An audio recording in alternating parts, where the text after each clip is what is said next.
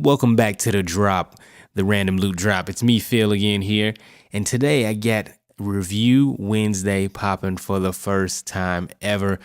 Technically, last week was kind of Review Wednesday, but it was a mini review with Splatoon 2. Check that video out. Hit that little box on the screen right there if you want to go back and see that. But today, we're doing a full game review for Sea of Thieves on Xbox One and PC. So come check it out.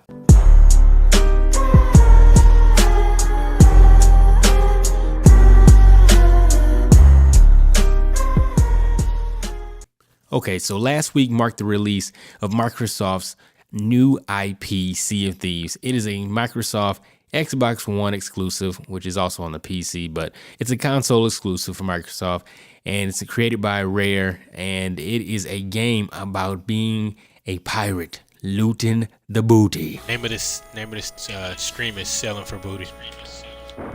That doesn't sound right, but yeah, that's what it's about. It's about being a pirate. It's a pirate simulation game, and it is a very interesting game.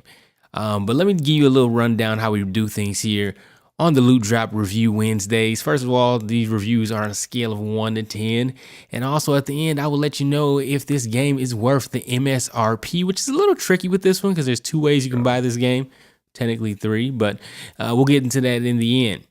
First off, we have graphics. Now, a couple of things about this game. It's kind of in a cartoony style of game, but what's really nice about it is that it has some really beautiful effects. Like the water itself, man, the water itself. Like, just look at it. Look, Martin, look. You see it? Crazy, right? Is that real? Is that in-game? It's in-game, and it is beautiful. Like, jumping into the water feels great. Swimming in it, not so much. It can be a little bit disorienting, but the water to look at and even your first plunge inside of it is fantastic. But the other visuals are great. The sky is amazing at night. Storms are so real. You can get hit by bolts of lightning. You also, when it starts to rain, the rain will actually fill up the bottom of your boat, which is super realistic and looks amazing. So graphically, this game is it's awesome. It's a full-fledged AAA release when it comes to the graphics. You can tell they put a lot of hard work and effort into that, and it's awesome.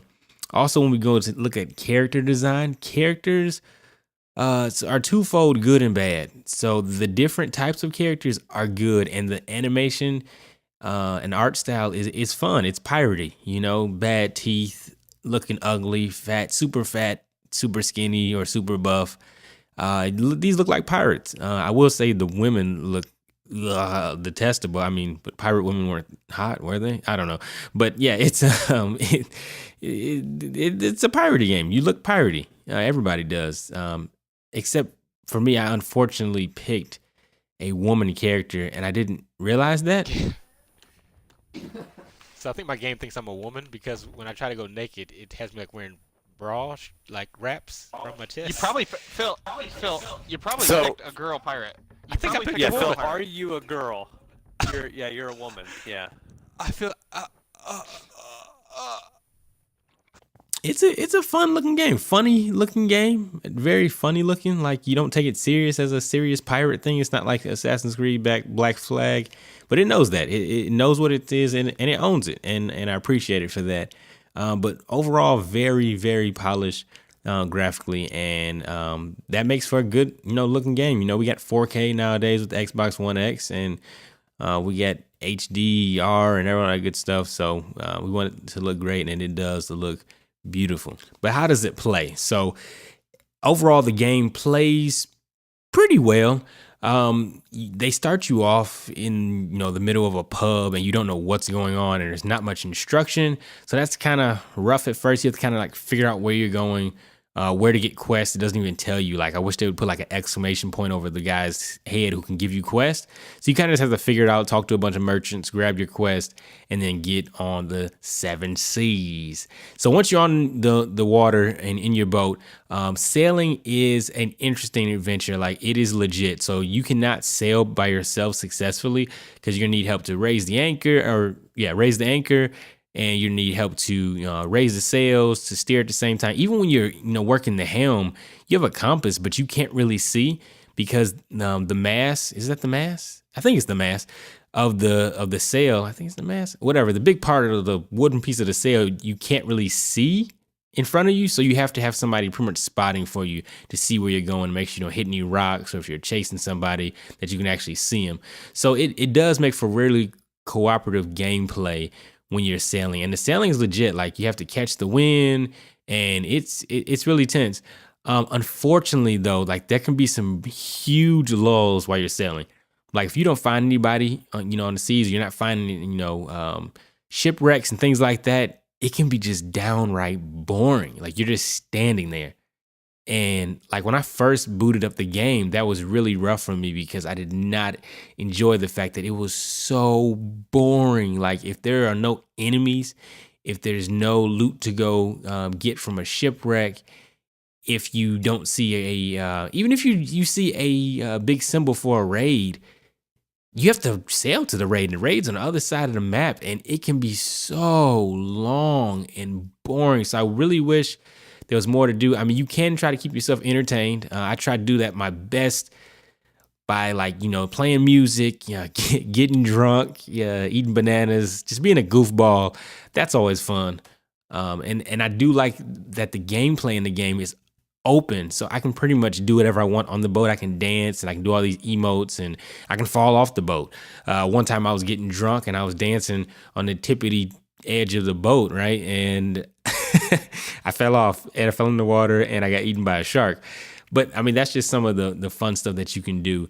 Now, another thing about the gameplay, so I said earlier that PvP, when you find people, sometimes it doesn't happen a lot. So the way they scale their servers, there can only be a max of 16 people. So that's 4 squads on a server at a time. That's the max.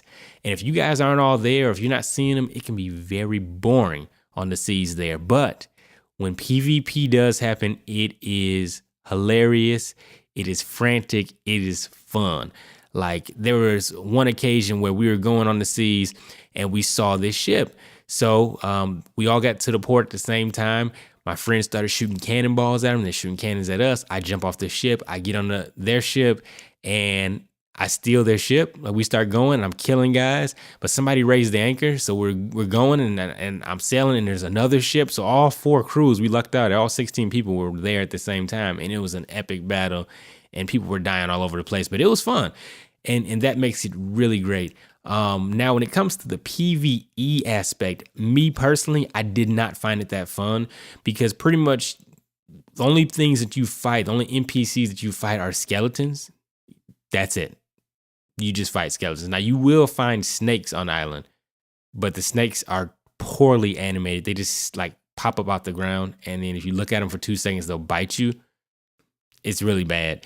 But there aren't any, like, there's no NPC pirates to fight. They're just these skeletons. Now, the skeleton AI is pretty good. You'll see them eat bananas and shoot at you, and it can be really hard. Like, the raids, you will get killed. You will die, and it will be a definite fight. But it's not like there's any variation in it, and especially for a raid. And I understand for, like, MMOs, when you do quests, they're not meant to be difficult. Like, when you play WoW, you're just killing stuff to turn in your quest. But when you do raids, the boss is difficult, and he has varying moves that he does that you guys have to be prepared for, and you have to really plan out. There's no planning here. It's just kind of like, make sure you don't get shot, make sure you have enough bananas, and just fight it out. And then you get the loot at the end. Now, since this is a MMO type game, it's a massive multiplayer game, there isn't much story involved, which is okay, because what's so beautiful about this, it's not like some games, like I mentioned earlier, World of Warcraft, there's all this lore and backstory. It's not that with this, because you are the story. You create your own story. Like, they give you the toys to play with in this sandbox, and you create your own nonsense from it. Unfortunately, you have to do quests to progress in the progression there is. And the only progression there is in this game is by getting some gold, and you can buy some cosmetic items. Now, I'm going to get into why that's a problem in a second.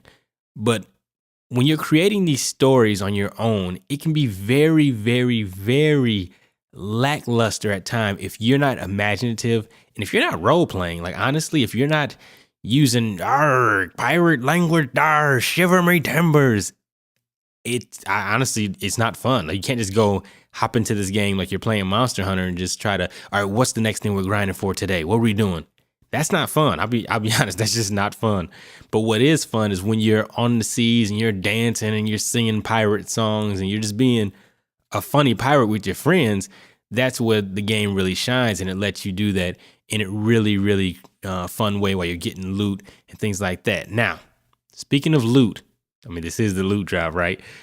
The problem is this: you get gold, and in my playtime, I probably played about 10 plus hours, and I didn't get a ton of gold. And half the reasons because I re-rolled my character, but half the other reasons because I wasn't really trying to do the missions. I was just trying to go around and just have a fun time as best as I could. But like, you couldn't progress in the game. So the only progression there is are cosmetic things to buy. So you can get awesome peg legs and eye patches and hooks and coats and different clothes, which is cool. Like, that's awesome. But the problem is when you play a game that has very big PvE elements, you want to have some progression in the game so you can get stronger, so you can do your quests better, and you can look cooler to your friends. Now, you can look cooler on here, but you can't get stronger. And so some games that works. If you're playing a PvP game like League of Legends or Smite, you don't want this other guy because he grinded out more, because he paid more money. He looks better and he's stronger than you. That's not fair. But the games are fair because everybody has the same, fighting chance to beat each other. Now, here things are different because you have PvE quests, and also the PvP, it can be very rare and random.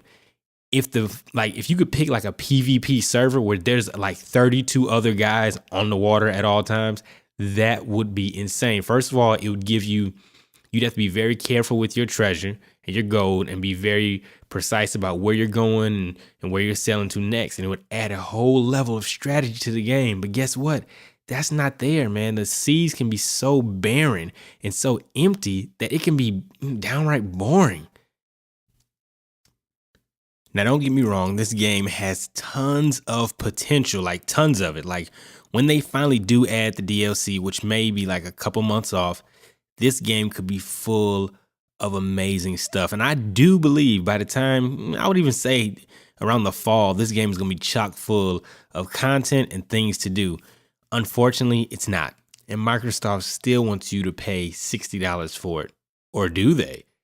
So you can either buy the game $60 outright like any other brand new game, or you can pick up Xbox Games Pass for $10 a month. But right now, they also have a 14-day trial for everybody. So right now, I haven't paid a dime to play this game.